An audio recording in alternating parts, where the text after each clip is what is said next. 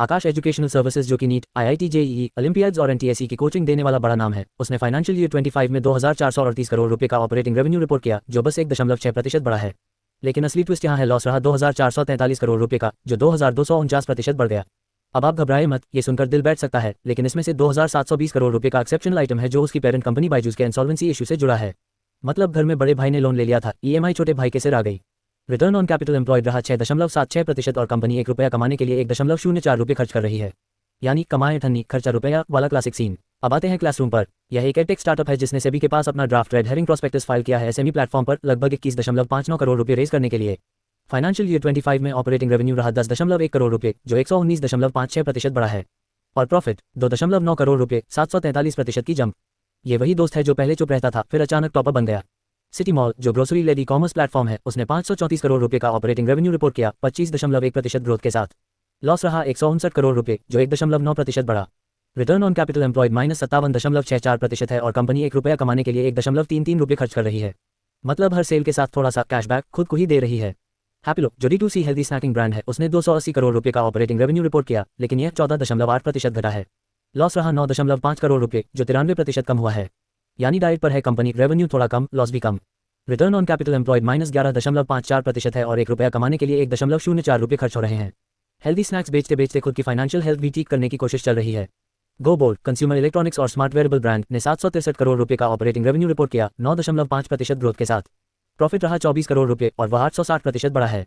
यह असली glow up है। कंपनी ₹1 कमाने के लिए सिर्फ 0.96 रुपये खर्च कर रही है।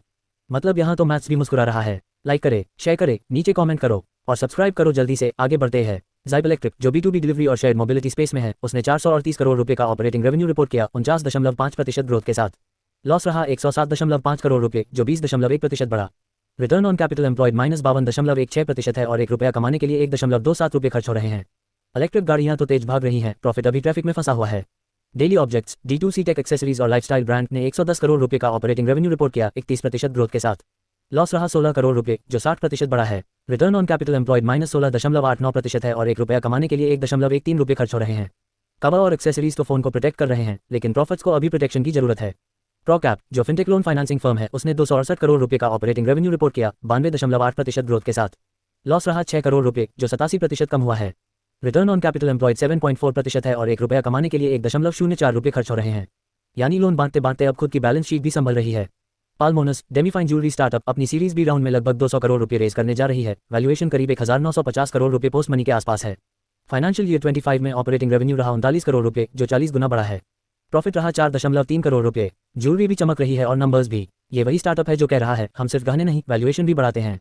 स्वीट करम कॉफी, जिसे SKC भी कहते हैं, 30 करोड़ रुपए रेज करने जा रही है सीरीज ए एक्सटेंशन राउंड में। वैल्यूएशन करीब 580 करोड़ रुपए पोस्ट मनी। फाइनेंशियल ईयर 25 में ऑपरेटिंग रेवेन्यू रहा 46 करोड़ रुपए, जो 4 गुना बढ़ा है, लेकिन लॉस रहा 24.78 करोड़ रुपए, जो 3.3 गुना बढ़ गया। कॉफी स्ट्रॉन्ग है, लेकिन फाइनेंशियल स्टेटमेंट उससे भी ज्यादा स्ट्रॉन्ग निकला। सिप लेते रहो, नंबर्स डाइजेस्ट होते रहेंगे। जो समझना मुश्किल हो वही बताना होगा।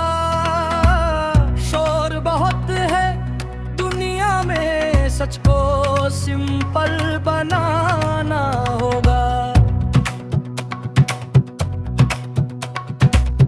कहते हैं सब कुछ फास्ट है, पर समझना आसान बनाना होगा।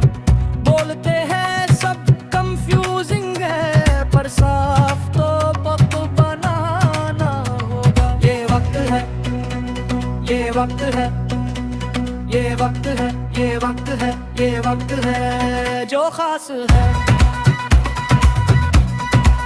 जो खास है।